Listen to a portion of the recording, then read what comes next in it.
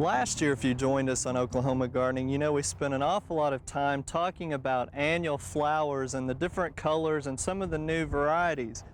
Well, this year we're going to emphasize pretty much the entire growing season in our ornamental section a little bit on perennials.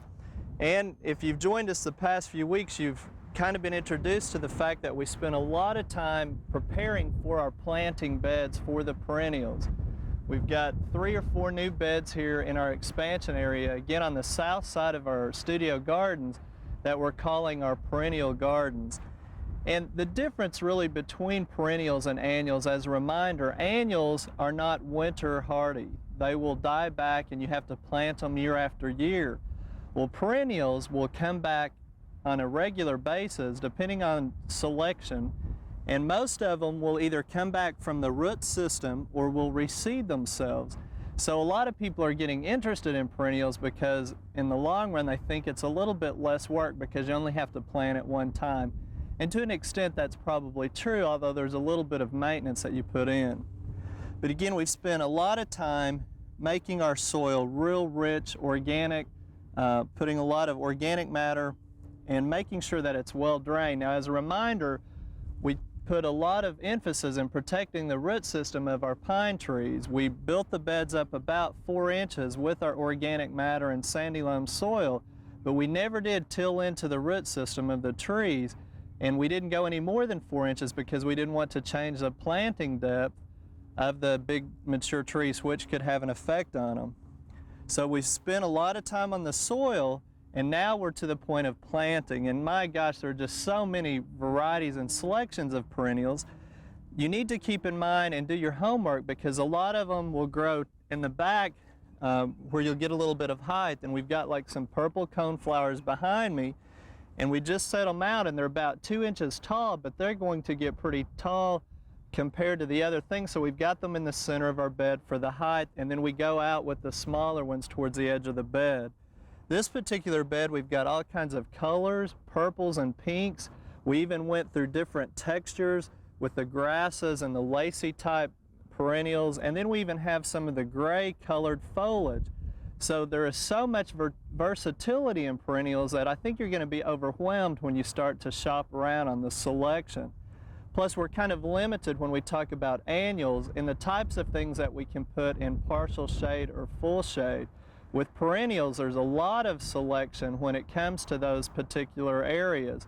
And in many cases, if they tell you that it prefers sun or partial shade, chances are it's going to like partial shade, especially in Oklahoma conditions. So again, just check around and you're going to see a lot of perennials. And again, we've got a lot of selection here in our gardens.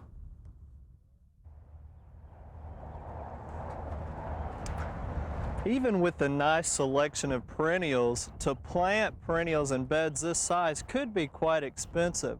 But that's one of the nice things again about perennials, and the fact that you can divide them up, share them with your neighbors. Once you get some established, on some of them you can even take cuttings. And in this particular bed here, one way that we're going to avoid all of that cost is by putting in ground covers, plants that are going to get maybe 4, 6, 8, 10 inches high, but that are very aggressive and spread. Now at the same time, we've got to watch those and give them plenty of space so that they don't encroach upon each other. And then we're going to have to watch them and make sure they don't get out into the yard. And I don't think most of them will have that problem. But again, there's a lot to choose from. And this is one area we've got several planted. I want to share with you some of those.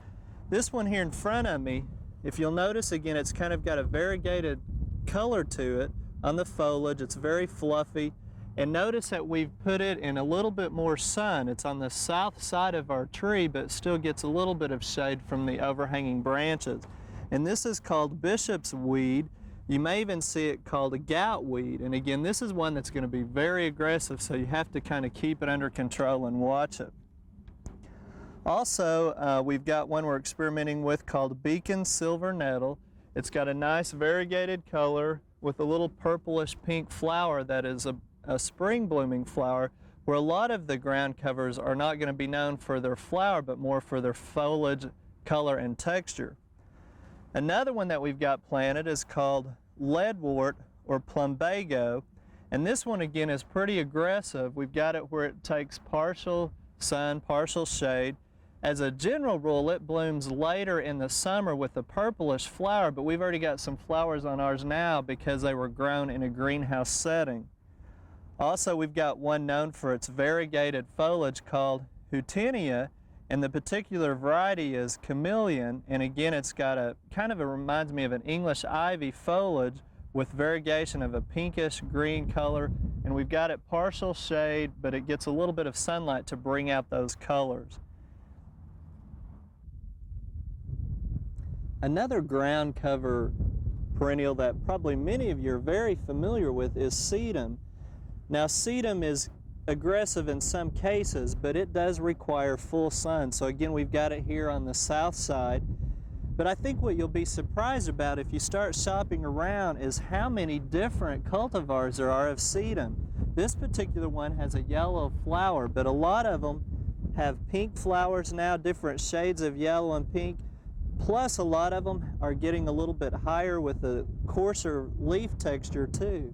So again, be sure and stop by some of your full-service garden centers, especially this time of year, because I think you're going to be surprised just what kind of selection there are when it comes to perennials. We hope you've enjoyed this classic from the Oklahoma Gardening Vault. Remember, even though these tips and techniques are timeless, there's always something new to learn in the world of gardening. By subscribing to both Oklahoma Gardening and OK Gardening Classics, you'll have access to a wealth of gardening knowledge, both classic and contemporary.